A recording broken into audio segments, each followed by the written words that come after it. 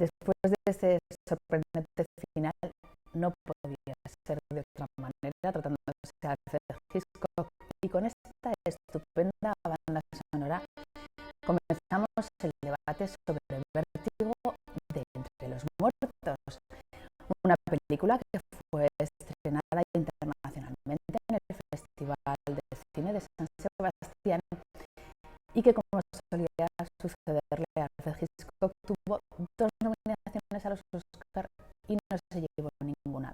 De hecho, como decía antes de empezar, esta película no fue muy bien aceptada ni por la crítica ni por el público, aunque hoy todo el mundo reconoce que puede ser su obra maestra.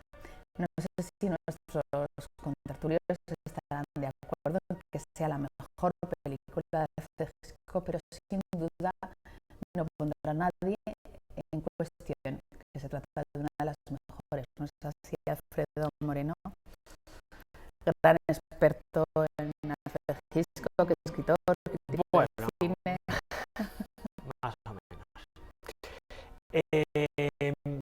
Yo no sé decir si es la mejor. Yo no sé qué película de Hitchcock es la mejor, ¿no?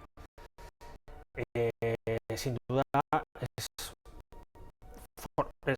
forma parte de la mejor década, que es la de los 50, y de una trilogía no oficial con La muerte y los talones y Psicosis, que son su cima profesional, su mejor momento profesional en el cine, en la televisión, en su emporio empresarial que se monta, ¿no? Es su cima, es el gran momento de Hitchcock. Hablaremos específicamente de Vértigo, pero vamos a presentar a todas las personas que nos acompañan. Un placer, como siempre, tener a Carmen Puyo. Estoy segura de que esta película también te gusta. Bueno, a mí sí que me parece una de las mejores películas de suspense que se hayan hecho nunca. Otra cosa es que a mí el cine de Alfred Hitchcock en realidad mucho no me gusta, pero no porque me parece, no es un, sí, para algunos será un sacrilegio, pero ya es una cuestión casi de piel, ¿no? A mí Alfred Hitchcock es un personaje que me repele un poco, ¿no? Me parece tan retorcido, esas extrañas relaciones con las mujeres, cuando luego en realidad tenía una relación de afecto y amor enorme a su mujer, con lo cual tuvo un matrimonio larguísimo y en ese sentido no tenía, parece ser, ningún problema, pero es un director cuyas películas me pueden interesar, pero como veo ahí siempre su huella, su zarpazo, está ahí presente en cada plano y en cada cosa que ves, ves su presencia, ¿no? Entonces no me... La sombra, quería decir, ¿no? Ves la sombra de Hitchcock permanentemente. Entonces, digamos que sí que me parece una de las mejores películas de suspense que se han hecho nunca, pero confieso que al ser firmada por Hitchcock tampoco me entusiasma. Dani, ¿a ti te entusiasma esta película? Me entusiasma. Me parece una de las mejores de uno de los mejores. A mí Hitchcock siempre me ha parecido que, tal y como, a ver, yo creo que cada uno tenemos una forma de entender el cine y mi forma de entender el cine me hace ver que Hitchcock para mí fue uno de los mejores y esta es una de sus mejores películas. No mi favorita, ni la que yo considero que es tal como yo entiendo el cine. Para mí su mejor película es Con la muerte en los talones y mi favorita también. Pero desde luego esta película es que eso, coincido contigo, en la década de los 50, ese póker de ases que tiene con Psicosis, con La muerte en los talones también, La ventana indiscreta. De hecho, el personaje con el que empieza esta película podría ser el de La ventana indiscreta, el mismo personaje de James Stewart. La casa es parecida, la amiga es parecida, la escena es muy parecida a La ventana indiscreta. Por cierto, que Alfredo Moreno en su libro 39 escalones, lógicamente un homenaje a Hitchcock, le dedicas largo y tendido a los problemas que tenía Hitchcock con las mujeres que venían, si no entiendo mal, de su relación con su madre. Entre otras, ¿no? Pero sí que muy marcado por su madre y por la educación católica, digamos, represiva en los jesuitas, en un país que además es protestante, ¿no? Entonces eso sí que le marca especialmente. Y su relación con su madre, pues en determinadas cosas también se cuenta mucho, pues que él todas las noches presentaba, digamos, un informe a su madre de todas las cosas que había hecho, ¿no? Como si se estuviera confesando, ¿no? Y que incluso partes de la historia de Sospecha, las vacaciones en la Costa Azul, etcétera, Hitchcock las hacía con su mujer y con su madre, la llevaba de vacaciones, tal, ¿no? Entonces, la sombra de su madre estuvo siempre a lo largo de sus primeros años de carrera profesional y tal, estuvo siempre con él y se ha querido ver muchos paralelismos entre un tipo de las mujeres que aparecen en sus películas con la imagen que él tiene de su propia madre, ¿no? Sí que es cierto y de su padre, que es todavía más peligroso. Que aquí es un retrato de una obsesión, vértigo. Es obsesión lo que tuvo con muchas de sus actrices, que les llegó a hacer casi la vida imposible, ¿no? Exactamente. También hay mucha mitología también sobre eso. Era capaz de tener esos comportamientos un poco obsesivos y controladores y al mismo tiempo ser proclive, pues, a las bromas pesadas, a aceptar relajación y tal, ¿no? Pero al mismo tiempo también es capaz de inventarse a Grace Kelly, por ejemplo, ¿no? Que le abandonó por le abandonaban todas al final. Pero por ejemplo, en el caso de Kim Novak se da un caso muy particular. Él apuesta por ver a Miles. Miles en ese momento se queda embarazada. Él dice esta frase horrible de ¿para qué tiene 3 hijos? lógico, está bien. 2 hijos es suficiente, 3 hijos es una obscenidad, ¿no? Pero cuando ruedan Vértigo, cuando empieza a rodar la película, que una vaca tenía comprometida con los estudios unas vacaciones largas y tal, cuando terminan esas vacaciones y empiezan a rodar, Vera Miles ya daba luz y está disponible.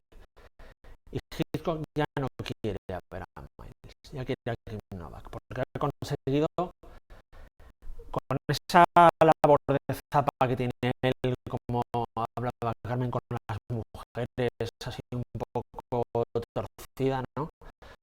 Ha conseguido desconcertarla, hacerle perder pie muy bien del papel que va a hacer, que no entienda muy bien de qué va, y ha logrado un estado de desconcierto y de un poco perplejidad que se palpa en la película, ¿no? Que ve que la tiene en el punto exacto donde quiere. Entonces prefiere continuar con Kim Novak, aunque no le convence mucho, y después de la película tampoco acabó muy bien. Además, parece ser que Kim Novak llegó a la película con una serie de ideas propias, Exacto. de propuestas sobre vestuario y tal, y que Hitchcock le dijo que verde es la salsa y que ahí se hacía lo que el que se había dedicado a trabajar en el tema durante mucho tiempo y que no le iba a cambiar. Y en cualquier caso, ¿no te parece que Kim Novak en esta película, el primer plano que tiene, la primera escena en la que la vemos, está espectacular? Es una actriz que a mí reconozco que no me termina de convencer mucho, y sin embargo aquí me parece que y luego lo bien que cambia de papel cuando digamos que ella es ella misma, que es un personaje mucho más chabacano, mucho más sin clase, que es lo que tiene al principio, pues también lo hace muy bien. Sí, no, y el detalle de que tardemos tantísimo en oírla hablar está tan bien que solo la veamos a través de los ojos de James Stewart con esas escenas que yo creo que son las mejores de la película, las primeras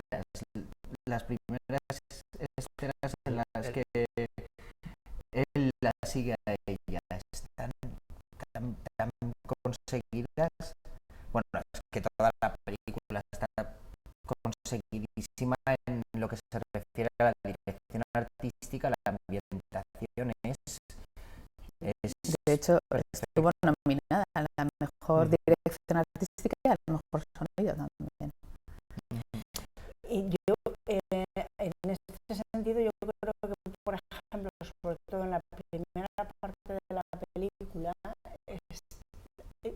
Kim Novak se come en todo momento, en mi opinión, a James Stewart. Y fíjate que en San Sebastián le dieron la concha de plata al mejor actor, y Hitchcock ganó de hecho también el premio al mejor director en San Sebastián.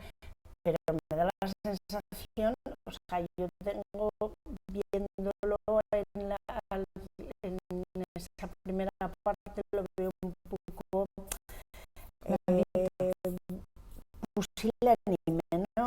Es decir, que no terminas muy bien. De hecho, creo, yo no he leído la novela de Entre los muertos, en la que está basada la película. Parece ser que la novela él es impotente, es decir, porque si os dais cuenta también al comienzo tiene una relación un poco esa amiga con la amiga, que la amiga más o menos le dice sí, fuimos novios 3 semanas, claro, no sabes si es porque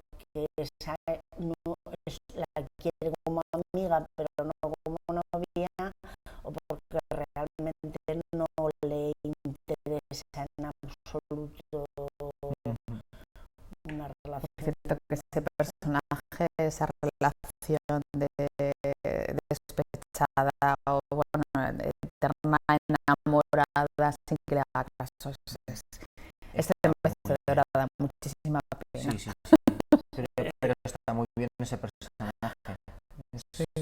El tema de la impasibilidad del personaje es deliberado. De James Stewart. Es deliberado. Hitchcock luego se arrepiente y opina que el fracaso comercial de la película o el hecho de que llegue a cubrir costes y poco más se debe primero a que Stewart ha estado demasiado impasible y él no ha sabido cómo reactivarlo, ¿no? Y a la edad. A la edad de James Stewart, que lo ve quizá demasiado mayor para el público, para que el público lo entendiera como una persona atractiva a los ojos de Kim Novak, ¿no?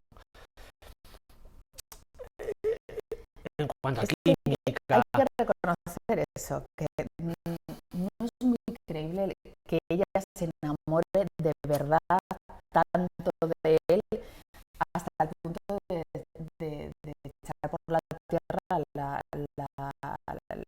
pues eso, lo que le habían pagado, la coartada que tenía, el poderse implicada incluso en el asesinato de la otra mujer por ese amor, por ese pero como decías, pesa mucho esa impasibilidad en las secuencias del seguimiento, porque lo que pretende es conseguir la teoría del montaje de Kuleshov, ¿no? Es el contraste entre dos tomas, una cara impasible y una imagen en espejo, ¿no? Que refleja determinada cosa, ¿no? Que sea el público el que vuelque las emociones en esa cara impasible, ¿no? El que complete el puzzle. Sí. Entonces, cuando está conduciendo, cuando está siguiéndola, es un maniquí. Ese tipo no hace nada. Y es el público el que, según las cosas que él va viendo, el que proyecta, o el que tiene que proyectar en la cara de en el personaje de James Stewart qué es lo que está sintiendo, ¿no? Y él juega con este concepto del montaje, pero luego él mismo se da cuenta de que quizá no ha funcionado como él esperaba, ¿no? Y que necesitaba a alguien más que pusiera algo de... Cary Grant, por ejemplo, ¿no? Que bueno, era grande también podría haber estado más en este o menos, papel. Sin embargo, yo creo que James Stewart es una grandísima elección, porque James Stewart siempre me ha parecido el héroe tímido. Es un héroe, pero es no sé, te provoca timidez. muy normal también, ¿no? Un poco muy normal, muy natural. Es un poco la caracterización también del personaje bueno, ¿no? Es decir, entonces te cuesta verlo en un personaje retorcido, complicado, Claro. te cuesta ver incluso que llegue a sentir una pasión desbordante por ella, ¿no? Entonces, no lo sé. A mí siempre es un actor que me ha gustado, pero no me ha fascinado, no me ha vuelto loca. A mí depende. A mí, por ejemplo, en Las Sogas, sí. A mí en Las Sogas donde más me lo creo. A mí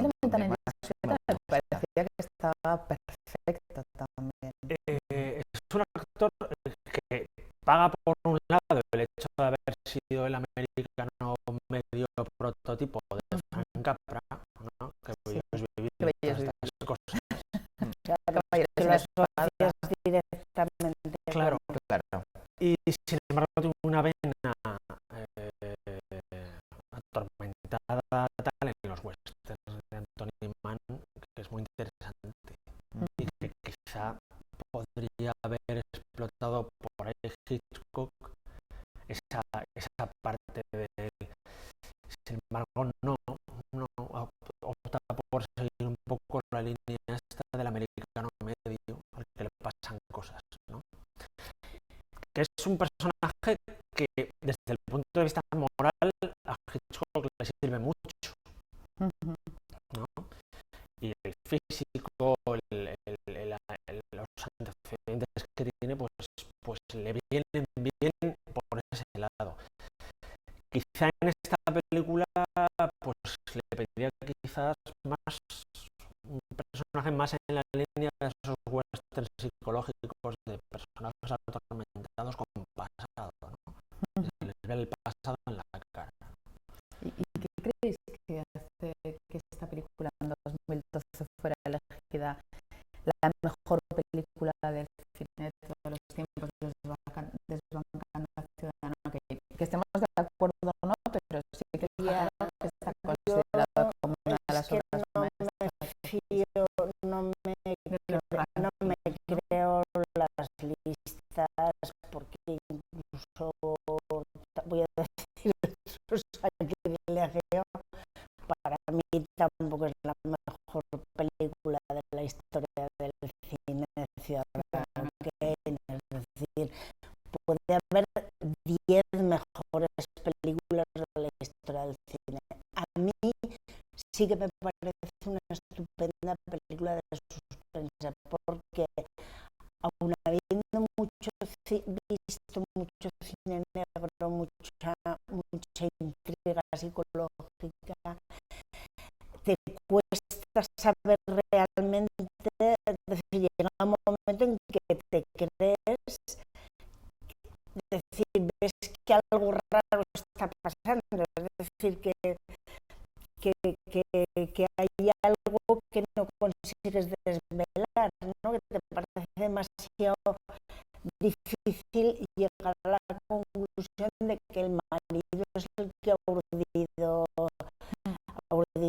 todo, con lo cual ya que no lo sospechas para nada, hasta que realmente le ves tirar a la mujer por la... Yo creo que es una debilidad. ¿El campanario? ¿Es qué? Para mí es un fallo. Es un fallo que no te esperes eso. No, es un fallo la resolución, que la solución del caso sea esa. A mí lo que parece, es un fallo. Me parece menos creíble es que ella se caiga. Cuando realmente oye la monja que piensa que es una muerta, es poco creíble. Cuesta caerse. A ver,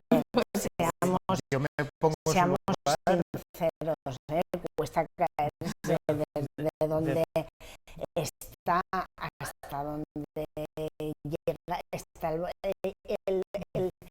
ir hacia el vacío, hay como 2 metros, o sea, al fin, que como estás aquí. Creo que a Hitchcock no le interesa el suspense esta vez. El suspense le interesa como herramienta, pero no contar una historia de suspense. Es un romance. Sí, cierto. Sí, eso es verdad. Es una película que con esta trilogía informal que conforma con Psicosis y con La muerte de los tenores, es una trilogía sobre la pérdida de la identidad. Para mí. Pero el suspense, como siempre, es una herramienta. Él cuenta un romance. Y es un romance del protagonista con la muerte. Y es una historia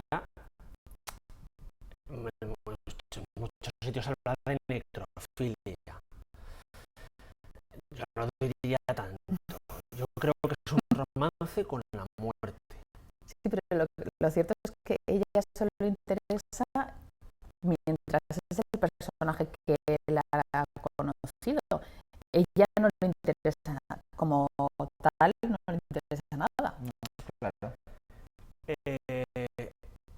Él está creando una imagen idealizada de la mujer a la que sigue. Ni siquiera es la mujer de verdad. Es la mujer a la que sigue. Y es curioso que cuando desnuda, cuando transforma a Judy en el personaje de Madeleine, la está revistiendo y sin embargo es como si la desnudara, ¿no? Y es algo extraño, es una conjunción de dos historias, una terrenal, que es la historia del antiguo detective que padece vértigos y le pasa toda esta trama más o menos criminal. Y luego hay una historia moral. Y esta historia moral es esa, es la atracción de este señor por la muerte. Por una mujer que en el fondo simboliza la muerte, ¿no? Por eso se llama Entre los muertos. Exacto, por eso a mí me gusta más el título de Entre los muertos que el título de Vértigo, ¿no? Y es una relación que quizá es más importante que la historia superficial del detective que se ve envuelto en esta situación, ¿no? Y yo creo que a Hitchcock le interesa mucho esa parte y la otra se la quita un poco de encima como puede. La debilidad del guión para mí es como el marido presupone que el personaje de James Stewart no va a llegar arriba del campanario. Hombre, pero él sabe que tiene vértigo. Claro. Bueno, pero no sabe si va a ser capaz de vencerlo, si no va a ser capaz, si se va a quedar abajo, si se va a lograr subir arriba. Claro, pero él tampoco sabe si le va a llegar a importar tanto ella como para... A lo que voy es que el personaje de James Stewart se queda en el campanario justo en el punto necesario que le conviene a la historia de la película por un lado y al marido por la otra. No se queda ni más abajo ni más arriba. Que justifica el suspense. Eso Entonces, es cierto. eso está, para mí es la parte más débil del guión, pero a Hitchcock no le importa, porque lo que le importa es lo otro. Es la escena del hotel, cuando la transforma completamente, es la clave para esa segunda parte, digamos, más moral y más subliminal, que funciona a un nivel subterráneo. A mí la parte más débil me parece que ella se queda en la misma ciudad. Por cierto, es de San Francisco que está retratado magníficamente y cuyos planos no olvidaremos nunca. Que ella se quede en la misma ciudad, que el otro le haya pagado un dinero que se supone que ha sido buen dinero para que la haya dejado viva y el otro se haya marchado a Europa con el dinero de la muerta, de la esposa muerta, y que ella esté trabajando en unos grandes almacenes, es decir,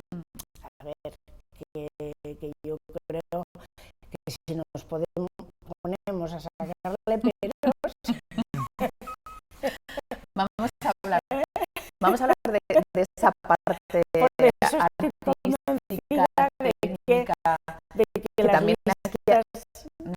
que aquí hubo mucho trabajo, por ejemplo, esas escenas también oníricas que mezcla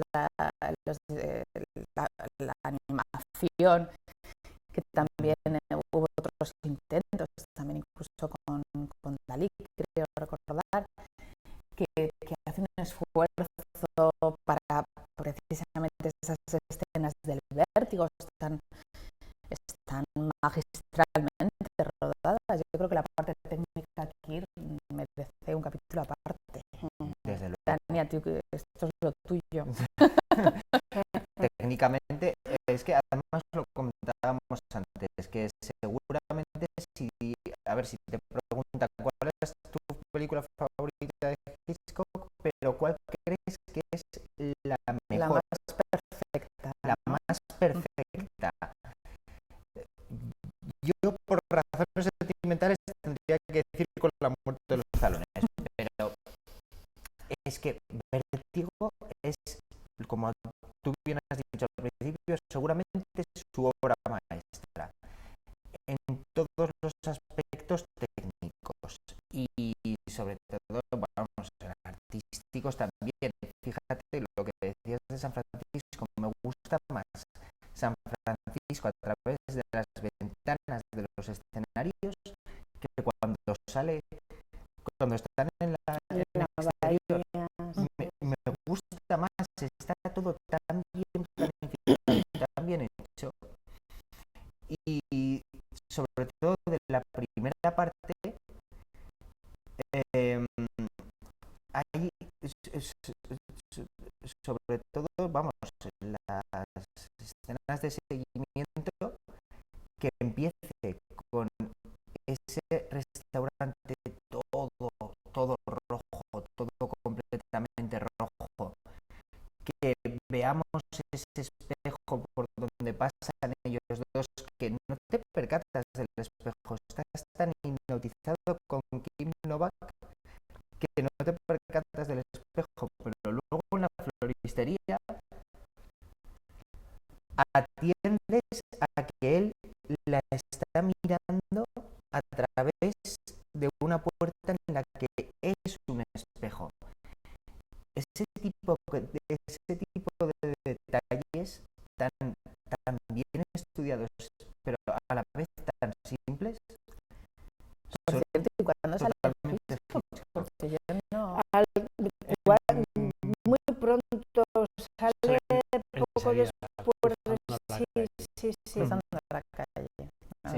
Que Muy, todas las muy películas de pronto. Hitchcock Sí, que lleva algo en la mano y se le ve muy rápidamente. Ya la presentación de la película, los títulos de crédito ya son muy interesantes, porque ya la música, la banda sonora que le está acompañando ya te está introduciendo en una especie de inquietud, ¿no? De que sabes que algo va a pasar, esos primeros planos, primero de los labios rojos, donde superpone las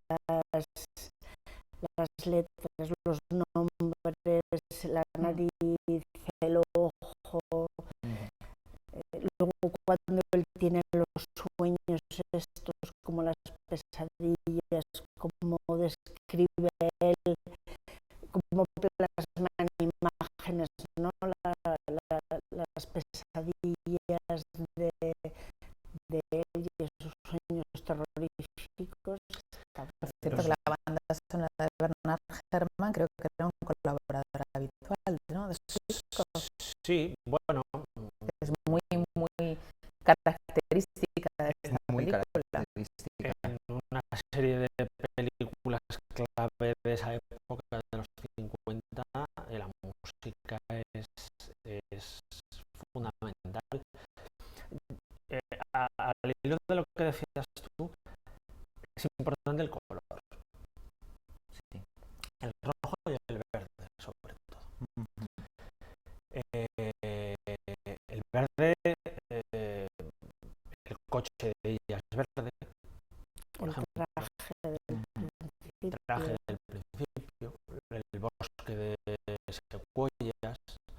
el letrero, cuando se produce la transformación de día, el neón. Por cierto, con la muerte en los talones nos sale también un bosque parecido de secuoyas. Sí, parecía al final. Cuando se encuentra además con Y el tema de los espejos, que por eso hablo de una trilogía en Psicosis, es igual de importante el tema de los espejos. Y se produce un rasgo que es común. La muerte de la aparente protagonista en un momento determinado de la película, que divide la película en dos partes, ¿no?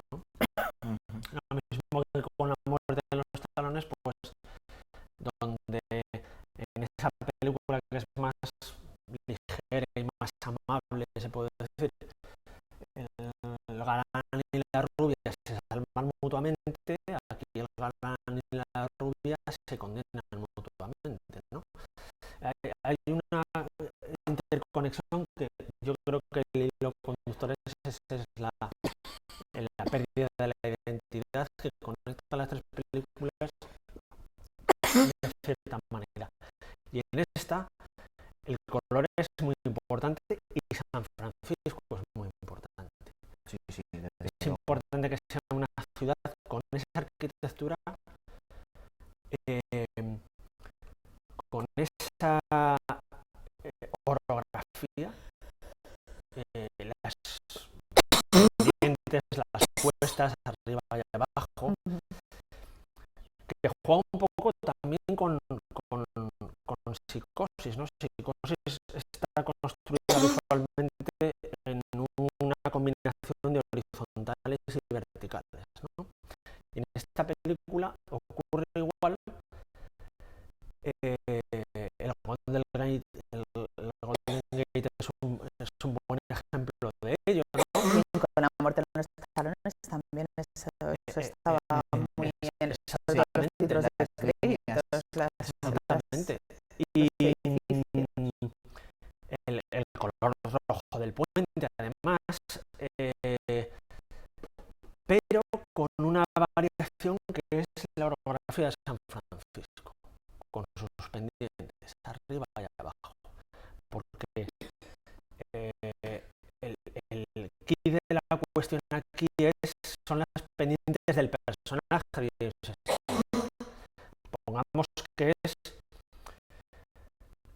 Supongamos que en la primera secuencia él ha muerto, que él no ha salido de ese canalón de donde está colgado, que él ha muerto, y leamos el resto de la película pensando en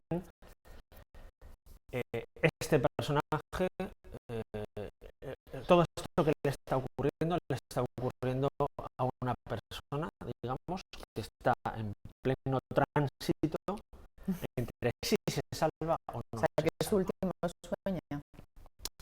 Puede ser su último sueño, puede ser su último pensamiento antes de... Y está en ese trance de se salva, campanario arriba, o no se salva, campanario abajo. En cualquier caso, en otro director que no fuera Hitchcock, que es tan magnífico, podría haber una película que hubiese acabado en cuando ya se suicida, porque realmente la historia con la que cuenta del personaje, de cómo va desentrañando quién era, que existe la historia del fantasma o bueno, de la posesión, era una buena historia también. Por supuesto, podría haberse quedado ahí. Podría haberse quedado ahí tranquilamente. Incluso sin salir del terror.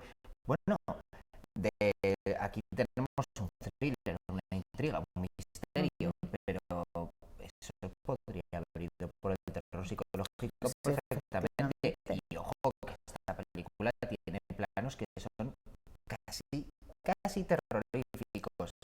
Y no me refiero solo a la monja del final. La primera vez que vemos el cuadro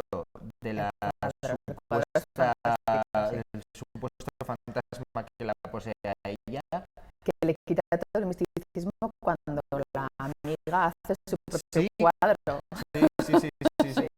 Pero vamos, Y Bárbara Belguedes en algún momento te produce también una cierta inquietud porque la ves, no sabes muy bien cómo va a acabar la historia de ellas. por eso ese personaje está tan bien llevado. A la vez es tan adorable, pero a la vez dices, Tan inquietante. sí, tan inquietante. Al principio es una historia gótica. Es una historia Sí. de estilo gótico, ¿no? Incluso este hotelito en el que tiene alquilada esa habitación y tal, en cierto modo recuerda también a la casa de Psicosis, ese estilo gótico Que californiano, sí, ¿no? que sí recuerda. Yo cuando la vi por primera vez, me acuerdo que incluso la cámara acercándose es muy parecido al traveling acercándose a la casa de Psicosis, y cuando entras, la escalera, la distribución de la escalera, cuando el plano en el que él sube por primera vez al piso superior y está la mujer del hotel llevándole a la habitación, son planos exactamente igual que Por Psicosis. cierto, la novela en la que se basa no se llamaba Vértigo, se llamaba Sudores fríos de entre los muertos, que era de Pierre Boileau y Tomás Son los Narcís. autores también de las diabólicas. Ajá. Bueno, magníficas diabólicas, Qué sobre buena. todo esa primera versión. La primera La versión. primera versión, Sí, sí.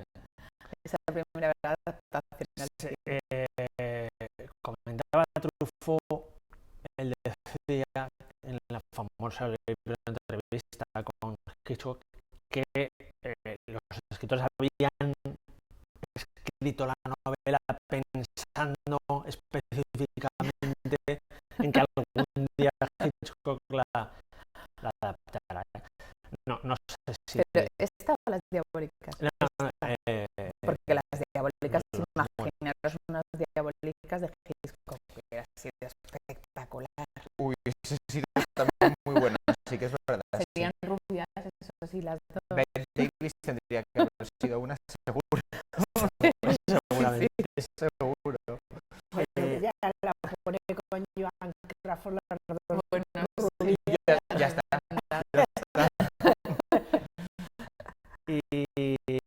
Y tanto como la novela, el aspecto visual, ¿no? Aparte de los colores, de ese gótico, es Buñuel. El fetichismo y el campanario que parecen teletransportados de la película Él, que es de unos años antes, ¿no? Que el personaje de Arturo de Córdoba también termina esa historia de celos ahí patológicos y tal, también termina en un monasterio, ¿no? Con su campanario, y Buñuel está, Hitchcock estaba fascinado por esa película, por Buñuel en general, y hay algo de él tanto en esa misión de estilo español, ¿no? Como en el tema del fetichismo, como James Stewart reinventa o recrea la Madeleine que tiene en la cabeza, como esculpe a Judy para convertirla en ella, ¿no? Desde el tema del pelo hasta los zapatos, hasta el mínimo detalle, ¿no? Y las caras que pone él, las caras que pone él de satisfacción casi orgásmica cuando sale por la puerta del baño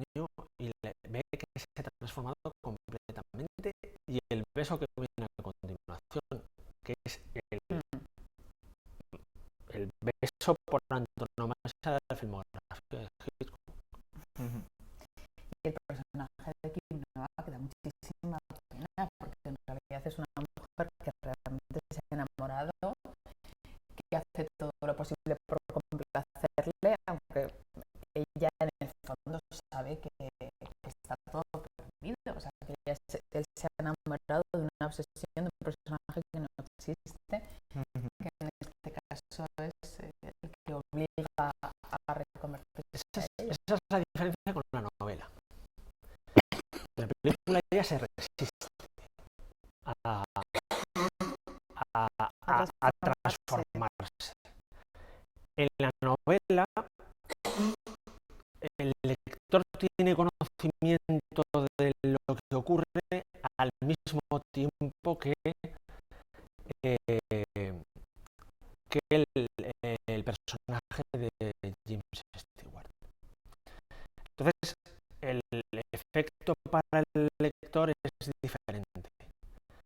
En la película, el espectador lo sabe, pero el personaje de Stewart no.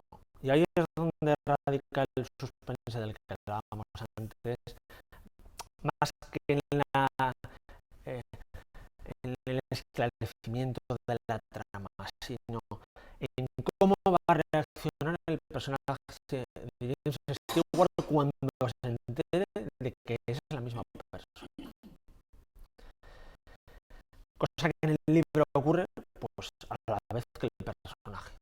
Y por cierto, que si no llegase por el collar, se supone que igual no se hubiese dado cuenta de que es la misma mujer. Yo creo que cuando se dan ese beso al que tú te refieres, que es como el beso el mejor beso de Hitchcock, de la filmografía de Hitchcock, yo creo que cuando se dan ese beso, él pone una mirada como diciendo, Es ella. es ella, ¿no? Pero yo creo que solamente tiene conciencia real cuando ve el collar. Además, eso es muy Hitchcock, ese detalle.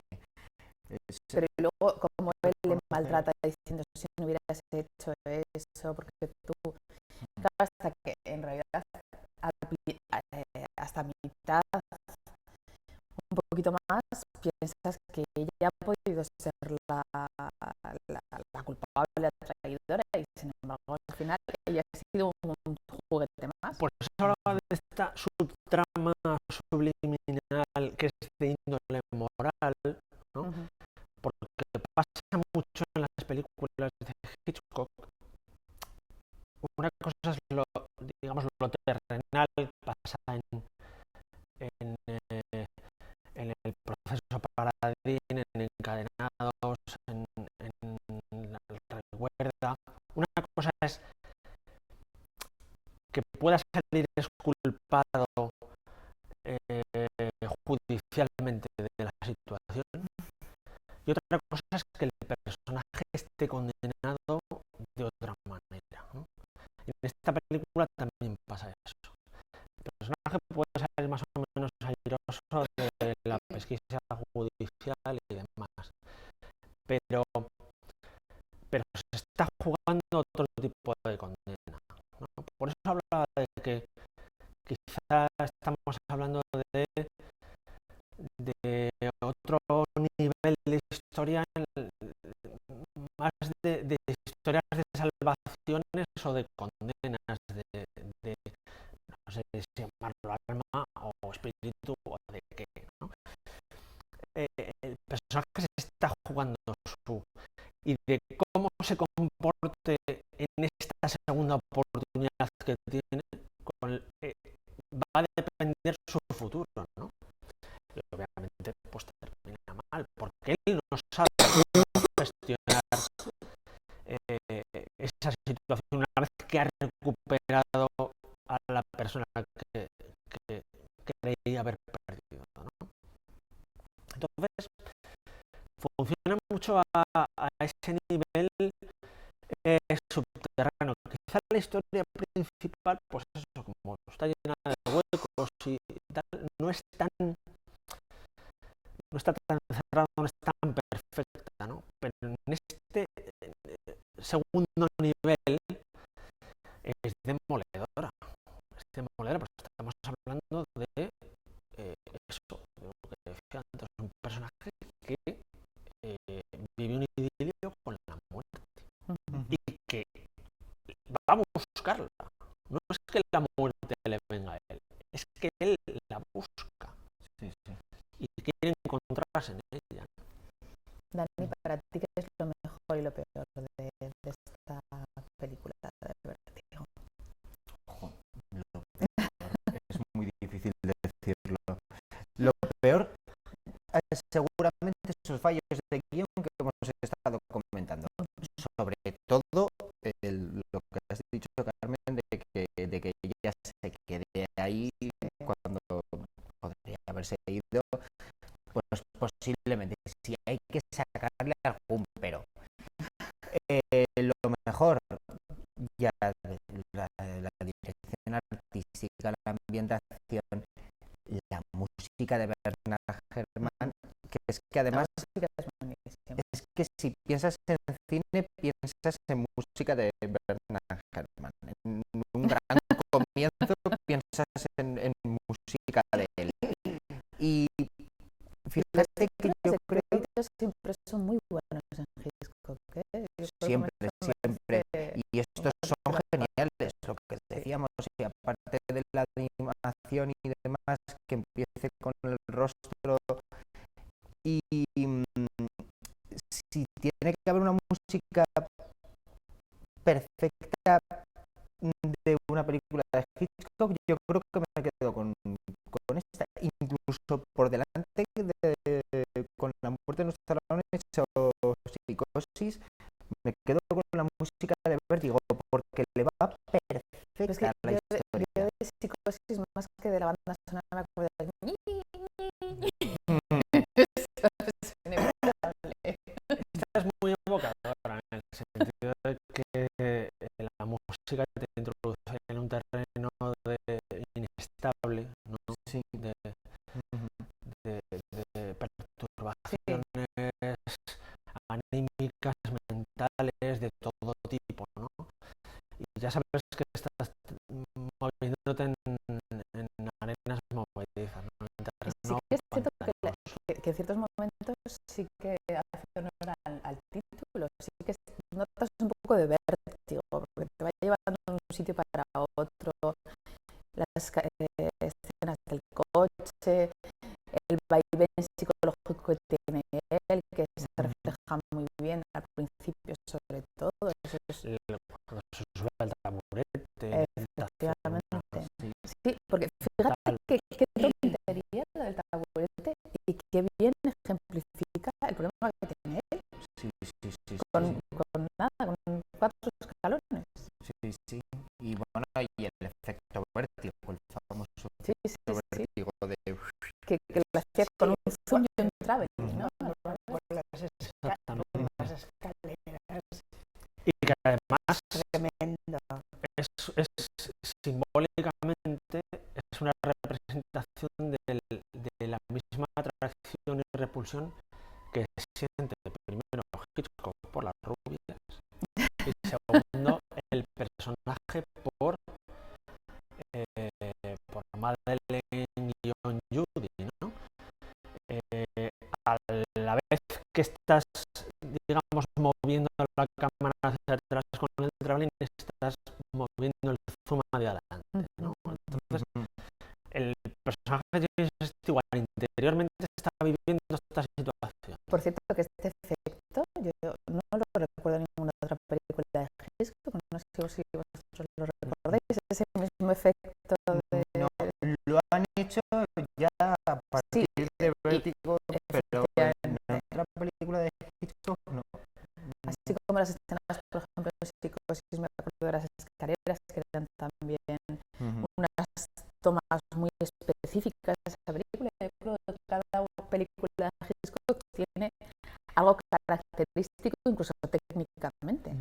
Bueno, de hecho creo que en Psicosis la escena en la que el detective sube las escaleras, Sí, pero creo que ahí pero es distinto.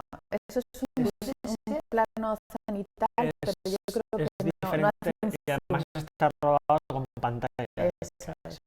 Ajá, o sea, no es el efecto vértigo, creía recordarlo, ¿vale? Luego, por vale. ejemplo, creo también que con la muerte de los tarones, la escena de la avioneta también era muy innovadora para esa época. Es un técnico, de hecho hay películas como La Soga que él las hace por el desafío técnico. Él sobre todo es un técnico que quiere inventar e innovar cosas nuevas, ¿no? Y hacer cosas distintas. El famoso plano secuencia con grúa de encadenados, ¿no? Que va desde el plano general del baile hasta la mano de Ingrid Bergman con la llave, ¿no? Este tipo de cosas a él le gustaban mucho. Y en esta película en realidad es una maqueta puesta en horizontal que costó creo que $20.000 o algo así, rodar esa secuencia solamente, ¿no? Y está hecha así, con un traveling hacia atrás, un zoom hacia adelante, que a él le sirve también para volcar en esa simbología visual el fenómeno de la atracción-repulsión que tiene el personaje, ¿no? Que es el que tenía él un poco también, pues eso.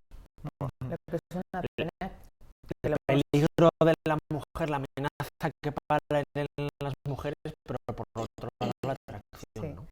Claro. Que lo que es una pena, que lo hemos comentado muchas veces cuando hablamos de las películas de Hitchcock, que no fuera reconocido, por lo menos aunque fuera con los Oscar técnicos o artísticos o como director.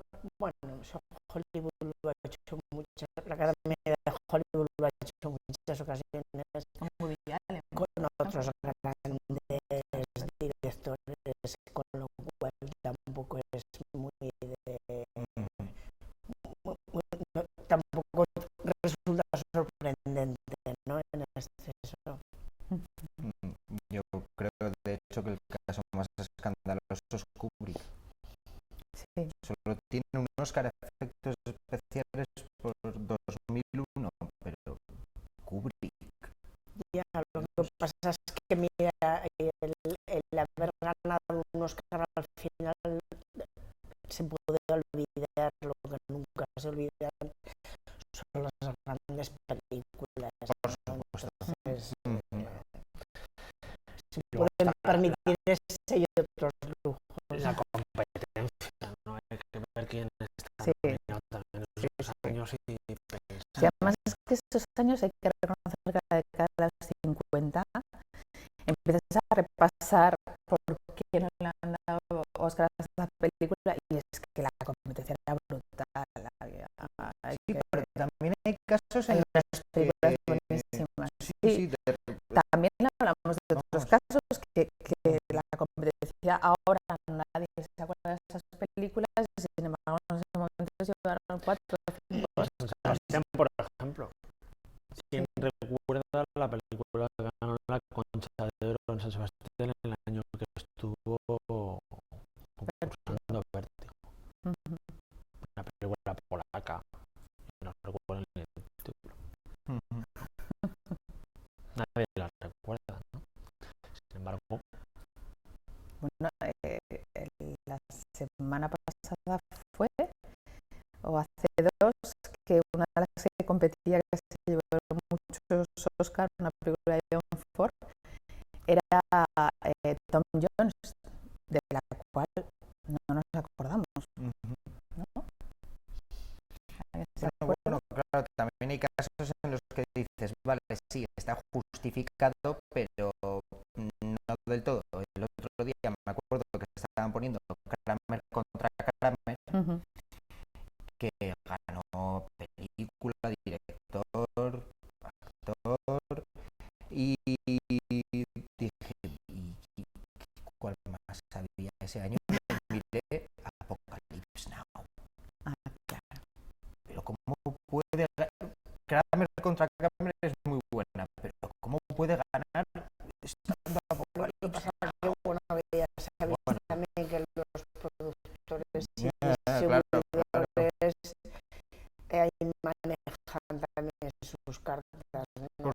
supuesto, pero la justicia... Este año la ganas tú y al año que viene ya haremos para que la Fiesta, los regalos, claro, pero es casi insultante, no sé, vamos. Y por eso, pues, sí, una película como Vértigo, yo antes a otras les habría honrado más. De hecho, este año tengo que decir que ya me suena a mí el 58 porque hemos puesto varias películas del 58, entre ellas la que se llevó todos los Oscars, que fue El profesor Ryokui, que también hemos debatido aquí. Que dos películas tan distintas, por cierto, del mismo año, sí que es cierto que parecen coetáneas, que no pasa otras veces, pero claro. Sin embargo, el tiempo ha tratado mejor a Vértigo que muertos. Sí, es que es eso, y además que es una película que casi es preferible, que son más de Oscar, más diseñadas para Oscar, en mi opinión, otras, porque Vértigo puede que sea la película más amarga y más intimista de Hitchcock. Vértigo Más es muy oscura. Muy oscura, sí, mucho más que Psicosis, por ejemplo, porque Psicosis es terror, es intriga, es misterio, pero esta película es muy melancólica, muchísimo. Muy oscura para el público de entonces. El hecho de que el protagonista no es un personaje positivo es muy duro de tragar. No, en realidad no hay ningún ¿con qué personajes quedarías de verdad que dices con quién me gustaría ser? Pues ninguno. De esta película ninguno. no, porque bueno, la amiga de la amiga es una pena, la mujer es una pena, el otro que no hay ningún personaje realmente amable o Cierto. El marido se lleva la pasta. Bueno, claro. pero nadie quiere ser el marido para se lleva la pasta. no. Al principio sí, porque además es un papel que te engaña muy bien, es un personaje que no sospechas para nada de él. Hombre, cuando dice la familia de mi esposa ha fallecido y yo tengo que hacerme cargo de su patrimonio, de sus bienes, tal, luego dices, claro, se quería hacer cargo, se hacía cargo de todo eso precisamente para... De hecho, en ese momento puedes pensar si la estás viendo, espera, estoy viendo una película Hitchcock, vale, sí. Esto es el malo. Pero eso juega muy bien con la falsa idea de intriga que genera la primera parte de la película, ¿no? En esa onda está bien. Luego, ya digo, para mí cambia completamente de asunto. Incluso pasa como con Psicosis. Es una película hasta que la aparente protagonista muere y otra película completamente distinta después. Bueno, se acaba nuestro tiempo, Carmen. No sé cuál sería tu escena favorita. Vértigo entre los muertos. Pues aunque sea un poco reiterativo la secuencia, el momento en el que él va subiendo la escalera persiguiéndola a ella y él va con el miedo terrorífico a su vértigo, ¿no? Esa posiblemente es una de las más interesantes para mí. Alfredo, ¿cuál sería la tuya? pues mira, la de la librería. Cuando va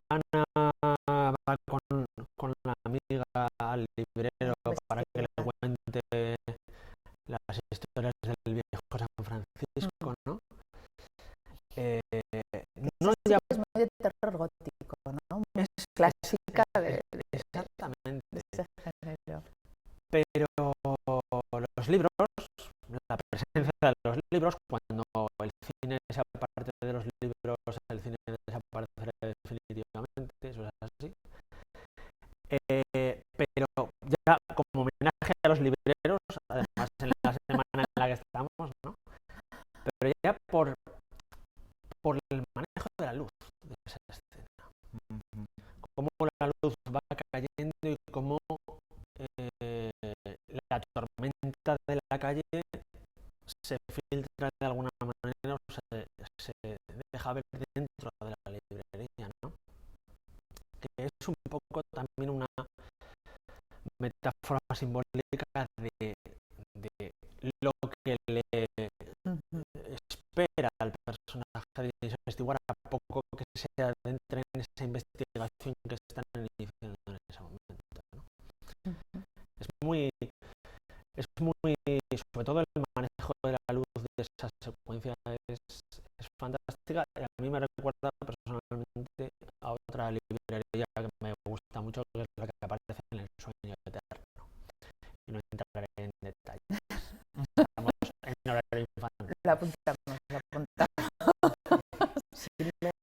Si me disculpas un segundito, a mí lo que me hubiera gustado es que me hubiera contado más de Carlota. Ese personaje tiene una película, o sea, a mí ese personaje me encanta. Además es una gran secundaria que usaba mucho Alfred Hitchcock para ese cuadro, que además esa mirada es impactante. Dani, ¿cuál sería la tuya? Pues No vale decir estas dos. pues además esta sería una gran opción, la del librero, porque además un amigo mío, muy amigo, Pablo Urcola, me dijo, estate muy atento a esta escena, y es verdad, luego la segunda vez que la ves ya con conocimiento de causa, lo de la iluminación, es cierto, vamos, y te introduce aún más en la historia. Pero yo me quedaría con la que he nombrado, con dos, que yo las formo un poco como una misma escena. Cuando los ve yéndose del restaurante por primera vez con ese espejo, y luego cuando lo vemos a través de la puerta y lo vemos a ella reflejada en el espejo y a él espiándola. Ese juego de los espejos y ese juego con ella de espiarla me encanta, es mi favorito. Bueno, pues yo me voy a quedar con una parte más sentimental, que es cuando ella escribe la carta en la que le confiesa todo, diciéndole, me gustaría quedarme para que te volvieras a enamorar de mí, y rompe la carta y dice, me arriesgo a unas sabinas que lo tiene todo perdido. Muchísimas gracias a los tres por haberme acompañado, y la semana que viene les espero cambiando